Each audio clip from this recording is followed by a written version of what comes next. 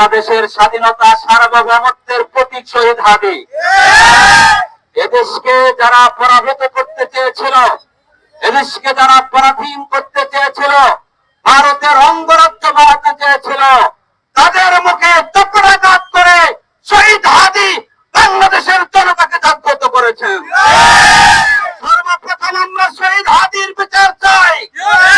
যদি শহীদ হাদির বিচারে সরকার ইন্টারিম সরকার না করে, আমরা এমন আন্দোলন করে তুলব যে আন্দোলনে সারা বাংলাদেশ অচল হয়ে পড়বে।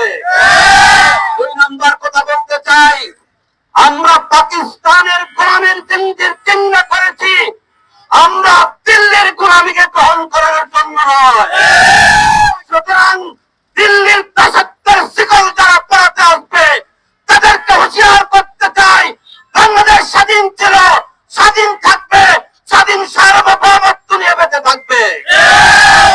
এদেশের যত জাতিসত্তা আছে সমস্ত জাতিসত্তাকে নিয়ে আমরা একত্র বসবাস করতে চাই। কিন্তু কেউ যদি আমাদেরকে গোলামীর জিঞ্জির পরাতে চায়, সেই হাত ভেঙে আমরা চুরমার করে দেব ইনশাআল্লাহ। আপনারা জানেন আজকে আমরা কি জন্য বিরোধ কর্মসূচি দিয়েছি। প্রায় 2 সপ্তাহ হয়ে গিয়েছে জুলাই গণঅভ্যুত্থানের অন্যতম মানব শহীদ ওসমান হাদি শাহাদাত বরণ করেছে। ইন্টারিম গভর্নমেন্ট গণঅভ্যুত্থানের প্রতিনিধি হয়ে ছাত্র জনতার রক্তের উপর ক্ষমতায় গিয়েছেন। গণঅভ্যুত্থানের প্রতিনিধিরা শহীদ হন, প্রকাশ্যে দিবালোকে পাখির মতো গুলি করে তাকে হত্যা করা হয়েছে, কিন্তু এখনো তার বিচার কার্যকর করা হয় নাই।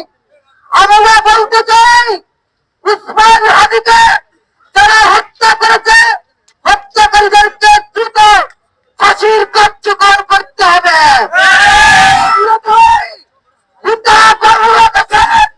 আন্দোলনের জবাব ছড়িয়ে যাবে।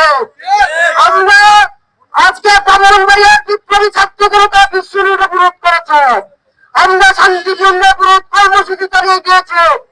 জনগণের